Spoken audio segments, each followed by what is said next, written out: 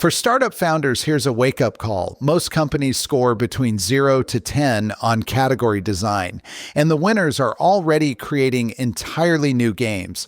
Your go-to-market strategy probably focuses on beating competitors, and that's the wrong approach. You're probably stuck in be the best thinking. You're optimizing features while missing the bigger opportunity. Category design is about identifying problems so deep that they fuel movements, and you build solutions that make you the only option. Today's episode breaks down the Category Design Scorecard. You'll learn the 5 key areas that determine whether you're lost in the crowd or shaping your market. This framework helps B2B tech companies move from competing to dominating. I've spent over 2 decades helping SaaS companies escape competitive battles, and category design is how the best founders win. Subscribe to the Marketing Execution Podcast for more strategic frameworks and share this episode with your team. Now let's hear what Tim and I discussed about transforming your company from competitor to category creator.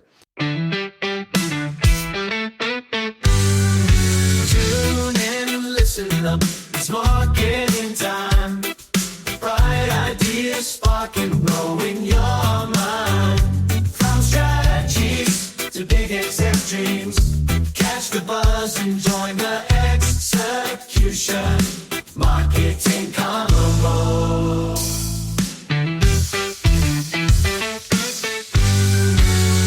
Welcome to the Marketing Execution Podcast. This is the show for tech founders and leaders building B2B products and technologies.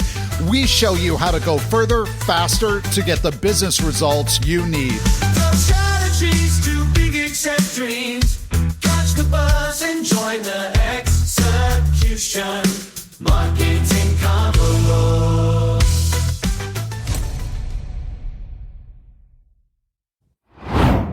Mark, I've been wrestling with this idea that there's actually a formula for measuring how well companies create their own markets, and honestly, it's got me questioning everything I thought I knew about competitive strategy.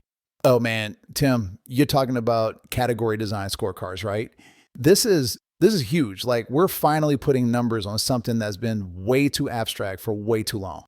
Exactly. So walk me through this because I'm trying to wrap my head around it. What exactly are we measuring here? Okay, so think about it this way.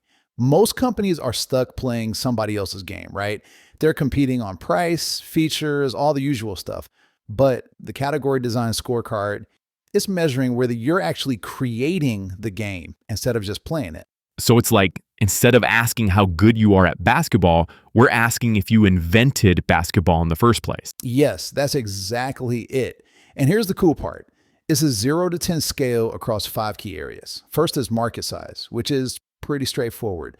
Then differentiation, which is about how unique you actually are. Third, and this is my favorite, mission and anthem. Basically, do people actually care about your why? Fourth is data flywheel, which is all about getting smarter as you grow.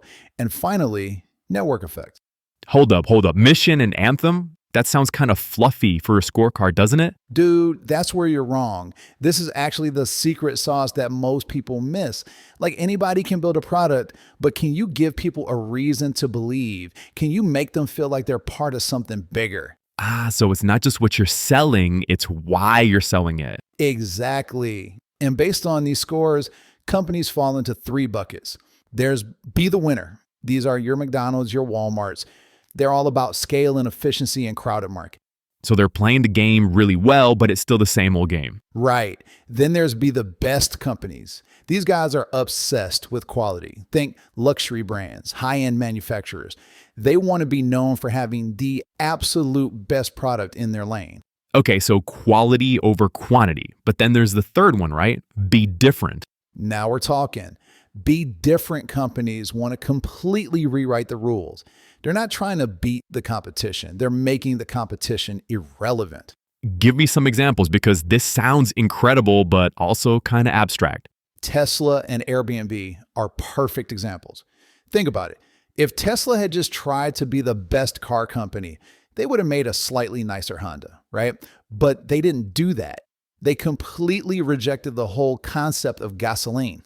They went electric when everyone else was still obsessed with combustion engines. Exactly. And they didn't just make an electric car, they built an entire ecosystem, the charging stations, the sustainable energy story, the whole thing. They gave people a way to feel good about their environmental impact. So they tapped into something deeper than just transportation. Yes, and Airbnb did the same thing.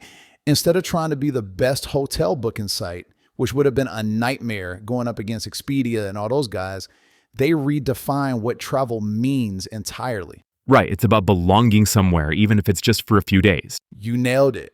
They turn travelers into community members. That's the power of be different thinking. You're not just solving a problem, you're creating a whole new way of thinking about the problem. So, for our listeners who are building companies right now, how do you actually put this into practice? Because it sounds amazing, but also terrifying. Okay, it all starts with finding a problem that people are genuinely passionate about solving. Not just a minor inconvenience, but something that keeps them up at night. So, we're talking real pain points, not just, oh, this could be slightly better. Exactly. And once you've got that deep problem, you need to frame it in a way that gives people words for feelings they couldn't describe themselves. That's where your point of view comes in. POV, that's more than just a mission statement, right? Way more. It's your declaration to the world. This is what we stand for. This is why we exist. And your POV should be so deeply ingrained in your company's DNA that it impacts literally everything you do. From product design to marketing to hiring. Everything. And when you do that right, you become so essential, so undeniably necessary that you're not just the best option, you're the only option. So instead of fitting into an existing category, you're creating a category of one. Boom. You become the Google of your industry. You're not better, you're different. You're not competing, you're creating. This is what we talk about here on the Marketing Execution Podcast all the time. It's not about playing by everyone else's rules. It's about having the guts to say there's a better way and then actually building it. And that's why the Category Design Scorecard is so powerful. It gives you a framework to measure whether you're actually doing this or if you're just kidding yourself. Because let's be honest, a lot of companies think they're being different when they're really just being slightly better. Oh, totally. I once heard of a company that thought they were revolutionary because they made their software interface blue instead of gray. Like, come on, that's not category design, that's just decoration. So the scorecard forces you to be honest about where you actually stand. Exactly. And here's what's crazy. Most companies score really low because they're afraid to be truly different. They're worried about market research, about what customers say they want, about playing it safe. But be different companies, they're not just listening to what customers say they want. They're figuring out what customers didn't even know they needed. Yes. Steve Jobs had that famous quote about how customers don't know what they want until you show them. That's category design in action. So it's about seeing around corners, anticipating needs that don't exist yet. And having the courage to build for that future instead of just optimizing for today. That's what separates the category creators from everyone else. Mark, this whole framework is making me rethink how we evaluate startup opportunities completely. Let's dig into what this actually means for founders and leaders who are listening right now. You know what's wild, Tim? I was just thinking about how most founders are asking the wrong question entirely. They're asking, how do I compete? When they should be asking, how do I make competition irrelevant? That's what this whole framework is really about. Okay, so let's break this down for our listeners. What does it actually mean when a company scores high on this category design scorecard? So here's the thing. When you score high, you're not just building a company anymore. You're building a movement. Like, think about what happens when Tesla scores a 9 or 10 on Mission and Anthem. They're not selling cars. They're selling the future of transportation. Right, so the scorecard is measuring something deeper than just metrics. Exactly. It's measuring your ability to reshape how people think about entire problem spaces. And most founders completely miss this. They get so caught up in features and pricing that they forget they're supposed to be changing the world. So what does this mean for a founder who's sitting there with their laptop trying to figure out their next move? Okay, first, and this is huge, you need to understand that categories aren't just marketing speak. They're literally how human brains organize information. When someone says, I need a ride, they think Uber. When they say, I need to find something, they think Google. So you're trying to become the automatic answer to a specific problem. Yes, but here's where it gets interesting. The best category creators don't just solve existing problems better. Instead, they make people realize that they had a problem they didn't even know existed. Give me an example of that, because that sounds almost manipulative. No, it's not manipulative at all. Look at Slack. Before Slack, teams were using email for everything. Email worked fine, right? People weren't walking around complaining about email, but Slack made everyone realize that email was actually terrible for team communication. Oh, so they didn't solve the email is broken problem. They created the team communication should be real time category. Exactly. They shifted the conversation from how do we manage email better to why are we even using email for this? That's category creation in action. So what does this mean for founders in terms of how they think about their market? This is where most people get it wrong. They think market size is just about how many people you can sell to. But Category Design Scorecard looks at market size differently. It's asking how many people could this problem affect once they realize it's a problem. So it's not just addressable market, it's discoverable market. I love that. Discoverable market. Yeah, because when you're creating a category, you're not just capturing demand, you're creating demand. The iPhone didn't exist in a market for smartphones. It created the market for smartphones. And that's why the differentiation score matters so much. Right. But here's what's counterintuitive. Real differentiation is about having a completely different point of view on what the solution should look like. So how does this change how founders should think about their competition? Okay, this is going to sound crazy, but if you're doing category design right, you shouldn't have direct competition. Like, who's Tesla's competition? BMW? Ford? They're not even playing the same game anymore. So competition becomes irrelevant? Not irrelevant, but different. Your competition becomes the status quo. Your competition becomes inertia. Your competition becomes the voice in people's heads saying, this is just how things are. That's fascinating. So what does this mean for how founders should be spending their time and resources? This is where the data flywheel piece becomes crucial. Most founders think data is just about analytics and metrics. But in category design, data is about learning faster than anyone else what your new category actually needs. So you're not just collecting data, you're collecting insights about a market that doesn't fully exist yet. Exactly. And the network effects piece, this is where it gets really interesting for founders. Traditional network effects are like the more users we have, the more valuable we are to each user. But category design network effects are different. How so? It's more like the more people understand our category, the more obvious it becomes that everyone needs this. Like the first person to get email wasn't that much better off. But once everyone had email, not having email became impossible. So you're building network effects around understanding, not just usage. Yes, and that's why the Mission and Anthem score is so critical. It's about education than marketing alone. You're literally teaching the market how to think about this new thing you've created. So what does this mean for founders who are sitting there thinking, okay, I want to create a category, but I have no idea where to start? Start with this question. What do people accept as normal that actually makes no sense? Like, why do we accept that buying a car takes 4 hours? Why do we accept that finding a place to stay while traveling requires calling hotels? So you're looking for things that are broken, but people have just adapted to. Exactly. And you're not just fixing what's broken. You're imagining what the world would look like if this problem had never existed in the first place. That's a completely different way of thinking about product development. It is. And that's why most companies score low on these scorecards. They're incrementally improving existing solutions instead of fundamentally reimagining the problem space. So what does success look like for a founder who's thinking about category design? Success is when people can't imagine how they lived without your category. When your solution becomes so obvious that the old way of doing things seems almost primitive. Like how we can't imagine navigating without GPS or communicating without instant messaging. Exactly. And here's what's beautiful about it. When you create a category successfully, you build a new piece of human behavior. You literally change how people live. That's both exciting and terrifying for founders. It should be, because the stakes are higher. You're not just building a product that works, you're building a new way of thinking that spreads.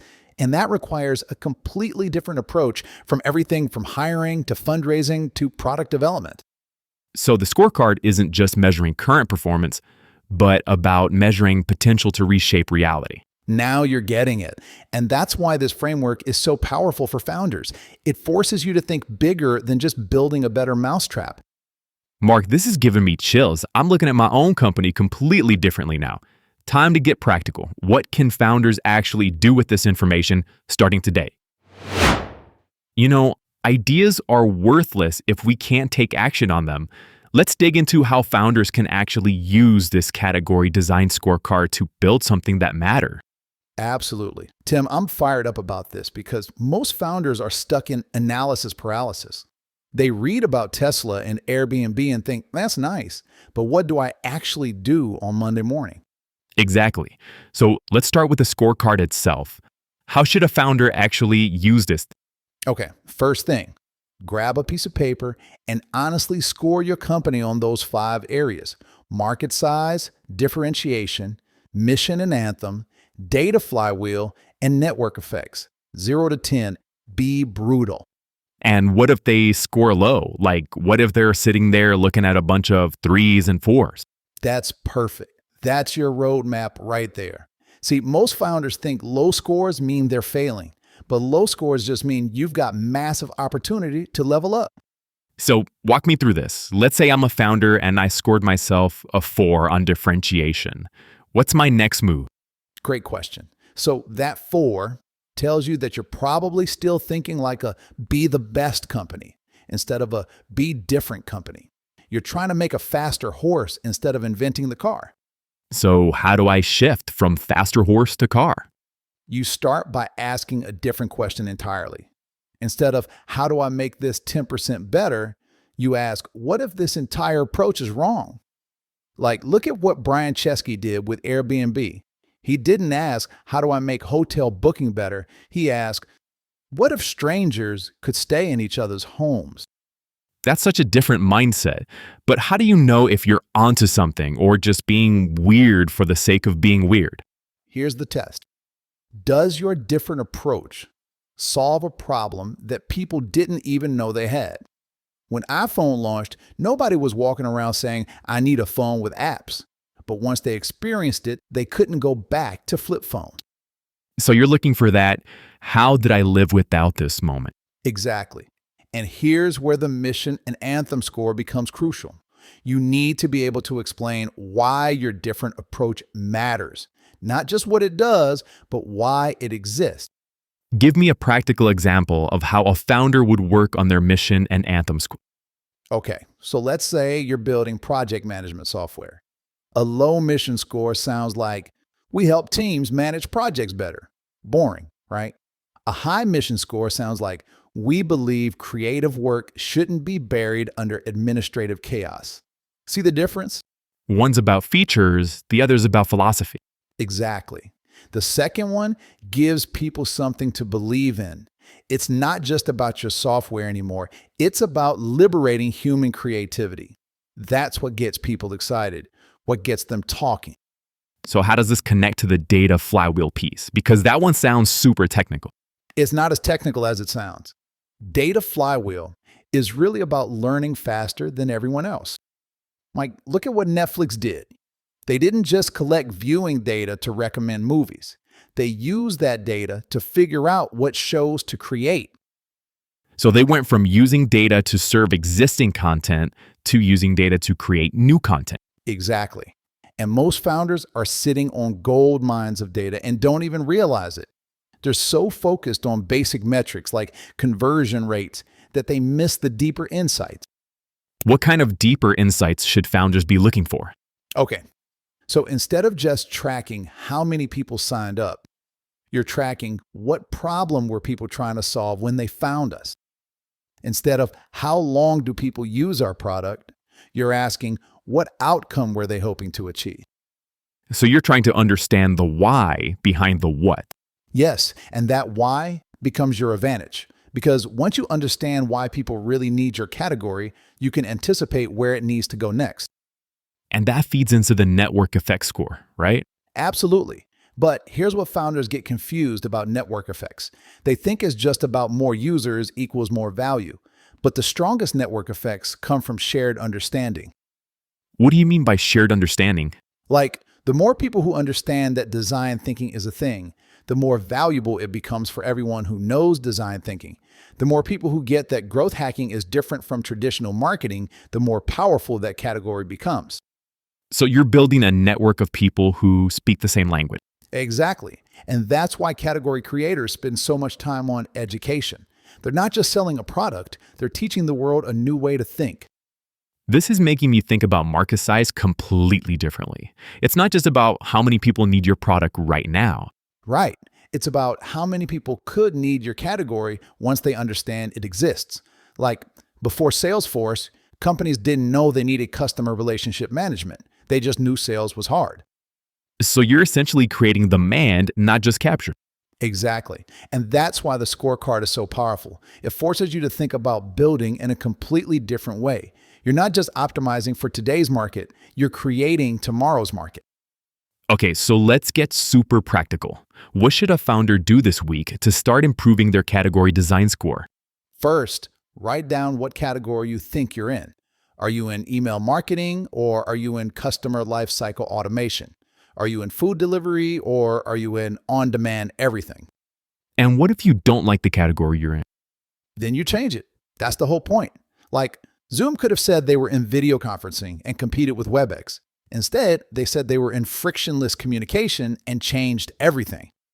So the category you choose determines who your competition is. Exactly. And here's what's beautiful. When you choose the right category, you can go from having tons of competition to having almost none because you're playing a different game entirely. This is starting to click for me. So what's the second thing founders should do this week? Test your point of view with real people, not friends, not family, real potential customers. Can you explain why your approach is fundamentally different in a way that makes them go, oh, that makes sense? And if they don't get it? Then you either need to simplify your explanation or rethink your approach. Category design only works if people can understand and internalize the new way of thinking.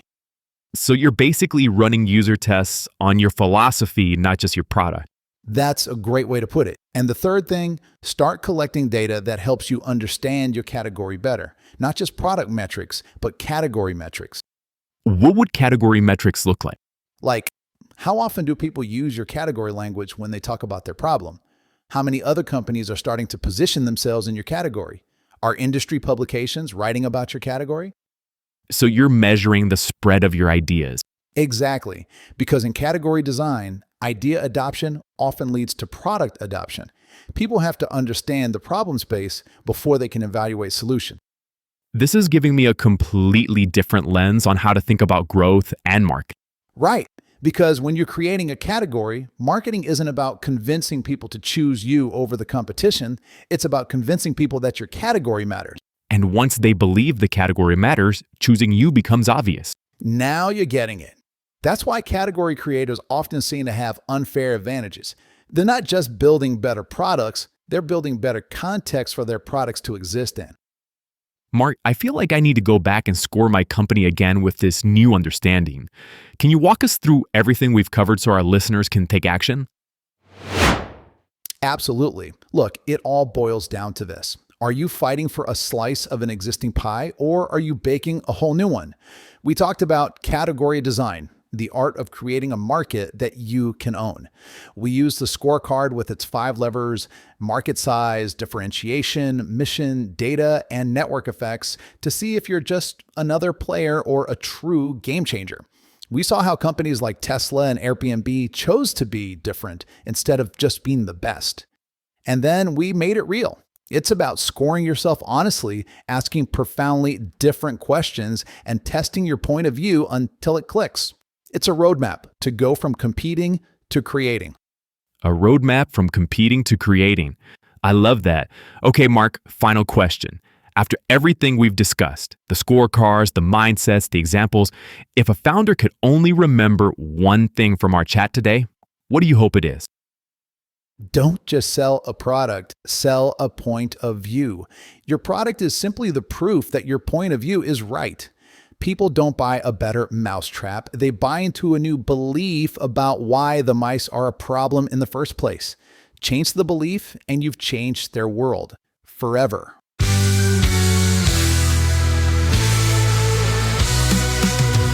The Marketing Execution Podcast is produced by Growth Stage Marketing.